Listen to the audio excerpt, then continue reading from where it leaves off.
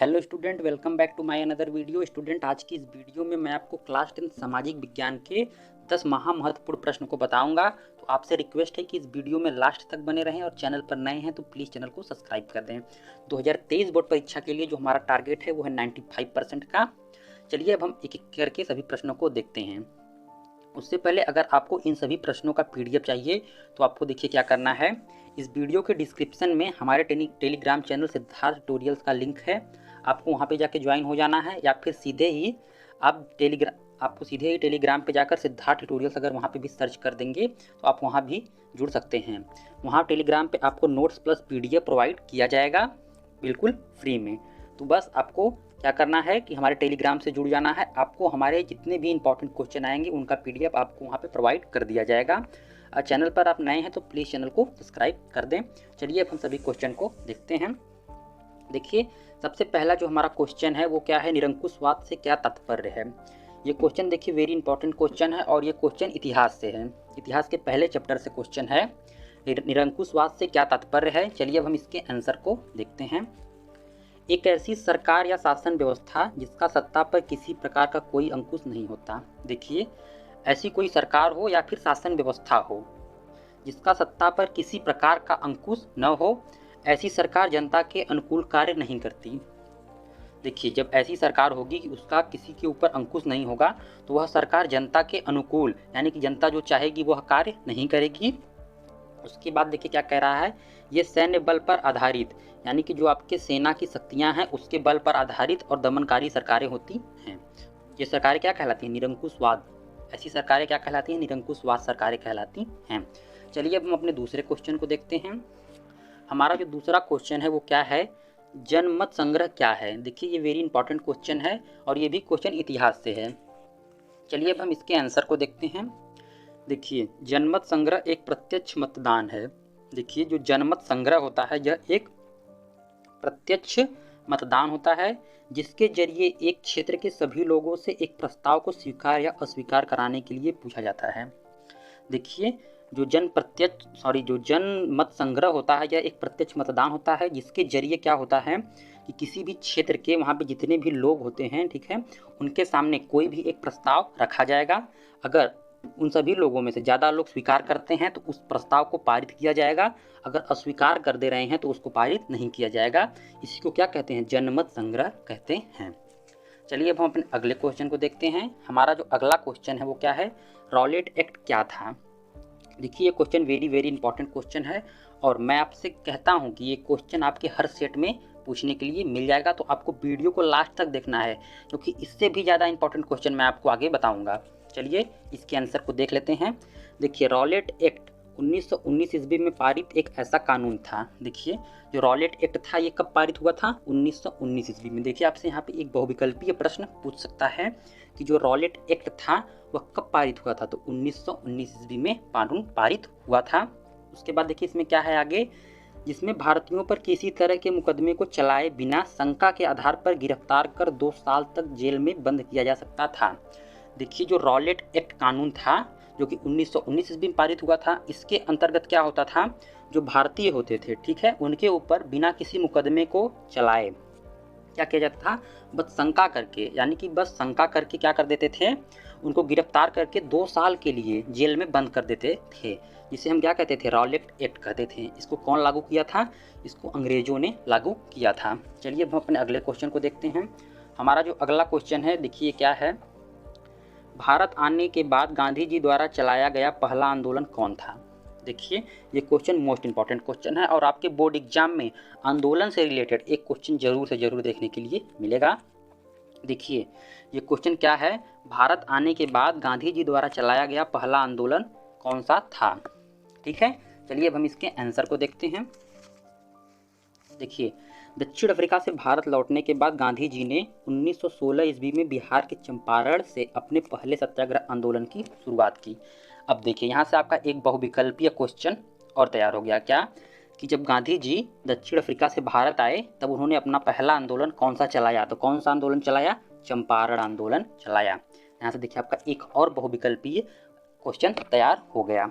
ठीक है, देखिए, दक्षिण अफ्रीका से भारत लौटने के बाद गांधी जी ने 1916 ईस्वी में बिहार के चंपारण से अपने पहले सत्याग्रह आंदोलन की शुरुआत की।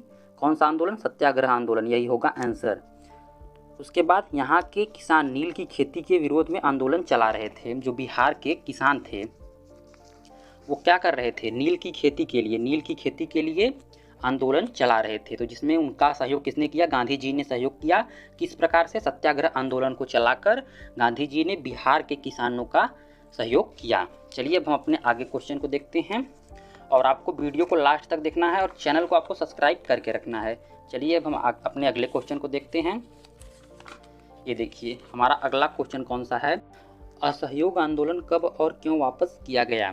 आपको पता है कि गांधी जी द्वारा चलाया गया असहयोग आंदोलन था। क्या कह रहा है कि यह कब और क्यों वापस किया गया? देखिए, वेरी इंपॉर्टेंट क्वेश्चन है। आगे देखिए, असहयोग आंदोलन 1922 ईस्वी में चौरी चौरा घटना के कारण वापस लिया गया। आपको पता होगा कि पंजाब में एक घटना हुई थी, चौरी चौरा घटना, ठीक है। इसी के कारण जो हमारा असहयोग आंदोलन था उसको गांधी जी ने वापस ले लिया था। चलिए अब हम अपने अगले क्वेश्चन को देखते हैं। हमारा अगला क्वेश्चन क्या है? आयात शुल्क से क्या तात्पर्य है? छठवां क्वेश्चन हमारा मोस्ट इंपॉर्टेंट है। आपको बता दूं कि ये क्वेश्चन बोर्ड एग्जाम में हर साल पूछे जाते हैं।